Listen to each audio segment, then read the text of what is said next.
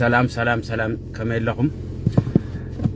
بزلكم مو انقع نمدحاننا نجيتاችን ኢየሱስ ክርስቶስ ንጎይታና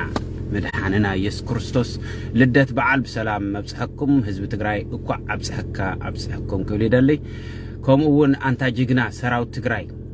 ጸለእትኻ ሕምሽኽሽኽ ቢል ካብ ዝደብጽሐኻዮም እንኳ አብጽሐካ ክብለካ ይደልይ ካብዚ ብምቕጻል ጠፊና ቀንና አይጠፋና ግን ውሽጣው ቃልሲና ቀንና አብት ተፈልጡ አውቲተር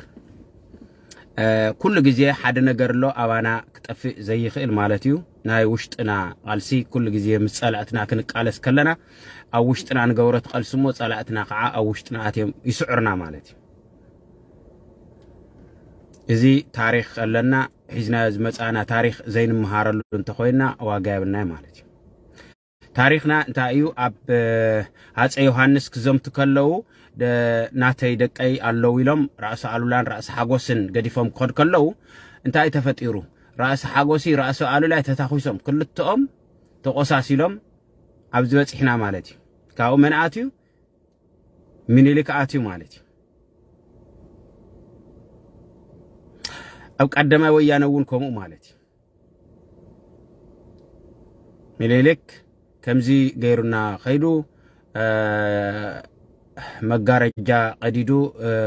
حاصر غيرنا خيدو خمس غيرو ابزي زلنايو قدمي 10 عامات زنبرنالو كاو قعا تخركر ودو هايله سلاسه تقبلو هايله سلاسه ساعات كمز غبرنا نفلطينا انت اينا خوينا مو زين مهارلو تاينا خوينا زبل ግን አነ ሁሉ ጊዜ ሕስፈን ማለት አንሕና እንታይ ንገብር ኣለና ገለ ራስ ሓጎስ ንራስ አሉላ ገለ ናተሃለን ራስን ናተሃለን ናተኻሰስካት መጽሞ ሕዝለለ ትግራይ ገጥምዋ ለሎ ኹነታት ናይ ትግራይ ጸገም ልዕሊ ህወሓት ሓሊፉስ ልዕሊ ህዝቢ ትግራይ ኮይኑስ ልዕሊ ትግራይ ዝኾነ